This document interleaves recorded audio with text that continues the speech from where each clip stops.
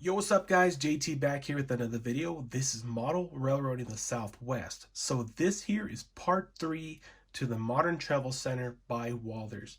So here is the diesel fueling platform for large vehicles. This came out very good. I'm very happy with it. As you can see, I was able to add all the details that came with the model here. There are the poles here that I was able to install, the fuel hoses and the nozzles. Those nozzles were such a pain, I tell you. They were hard to install. They're just so small and they're so brittle, so you just got to be careful if you do decide to do this model here. So as you can see, the pilasters here on the model are stucco, and I really do like the way those came out. I think they look very good and very believable.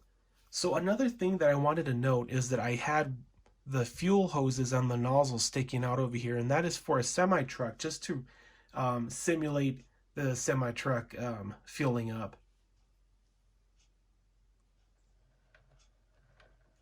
So over here you can see that the decals were installed. So these decals were kind of a pain in the butt, and the reason is because they're just so small, and the decals that came with the kit, I guess they were really old because they weren't coming up from the paper that they came on. So I had to let them soak for about 30 minutes to an hour. So that just made it just very time consuming, and it was just a pain in the butt to install them. But they look really good installed.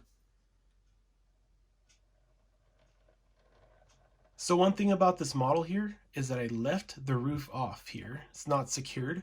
And the reason is because I saw a video on YouTube by a user named M&M Rails, and he has a really good video of how he built his Modern Travel Center by Walthers, the same kit.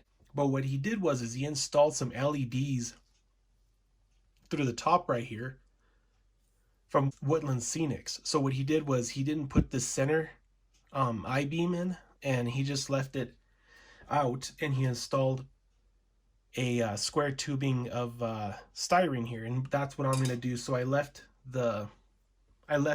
this one loose here so I could pull it out and install that square tubing in, so I can install those LEDs. I think his model looks really good. He did a really good job, so I do thank him for that idea. So I'm going to go ahead and install those LEDs as well.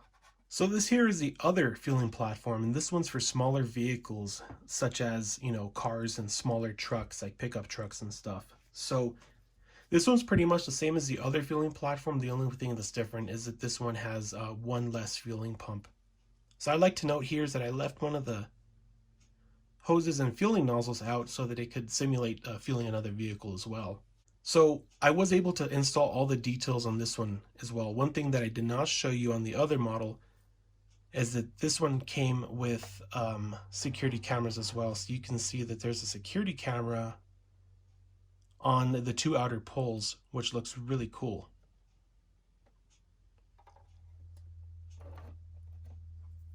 So I did the same as the other canopy, as I left this one off too so that I could install those LEDs.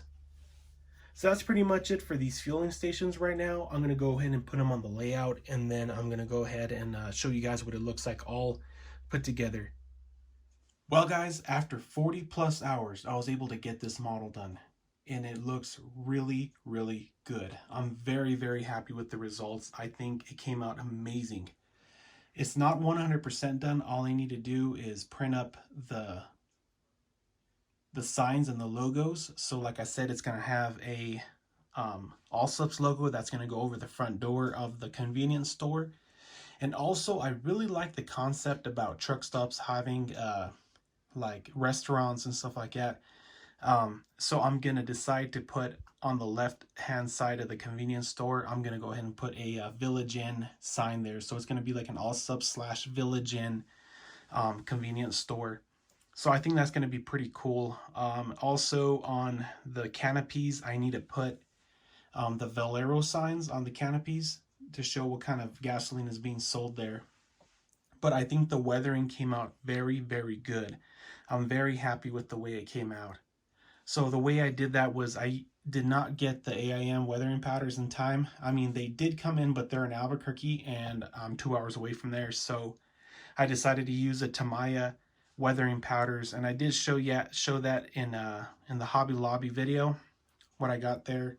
So I still think that with those Tamaya weathering powders, I think the concrete looks great. The color combinations that I used just gave it that real dirty look, as if it's been there for ages and it's been used and been driven on. So let me give you guys a quick look at the parking lot. So before I get on to the parking lot here, I wanted to show you guys the roof of the convenience store, and I think it came out very, very good. I added in the gravel, and I also added another AC unit that I forgot about in the kit. I also added one of those domes. I think it's for ventilation, I think. So as for the parking lot, I drew it in with colored pencils. They're artist grade colored pencils from Hobby Lobby, and I think it came out pretty good. As you can see over here, you can see that I did draw in a handicapped spot here, and I think it looks pretty good. I freehanded that. There's another one over here as well, another handicapped spot there. This one kind of looks a little funky just because of the way the cracks were, and this is where like the 4 panels of concrete meet. But under every spot I did draw in or paint in some oil spots. So the fueling platforms are heavily weathered. They look very good. I added some oil stains to simulate dripping oil on the concrete. They may seem a little off from the vehicles. It's because I'm currently using 1/64 scale vehicles, and I currently don't have HO scale vehicles. So once I do put those in, the oil stains will look a little bit better.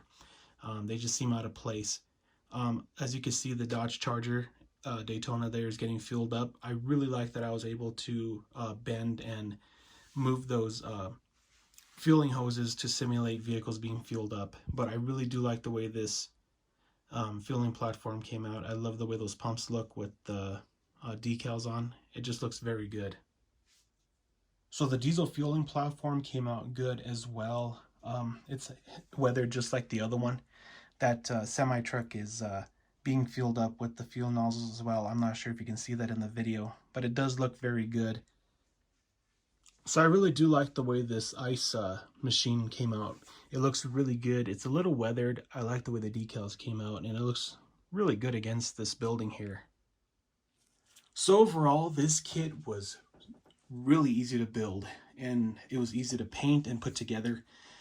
I do recommend, if you're going to build a kit like this, go ahead and use that Plystruck plastic weld. It made for easy, quick work. It was very enjoyable to build this kit here, and I'm looking forward to building some other kits that I ordered. So go ahead and check out M&M Rails. He has a very good video of him putting together his kit. He put some Canadian decals on his, and it looks very good. He also has a tutorial on there on how he put lights in his fueling platform canopies, and it's really straightforward and very easy to do. So I do recommend on doing that. So go check his channel out. He has some pretty good videos. He's pretty funny too. So if you have any questions, guys, put them in a comment below. If you have any comments or concerns, just put them in the comment below, like I said. That's pretty much it for this video. I hope you guys enjoyed the series of this, because I do plan on building some more kits and just doing kind of like a build series on how it's coming out and how it's coming together. So that's pretty much it for this video, guys. Talk to y'all later, and take care.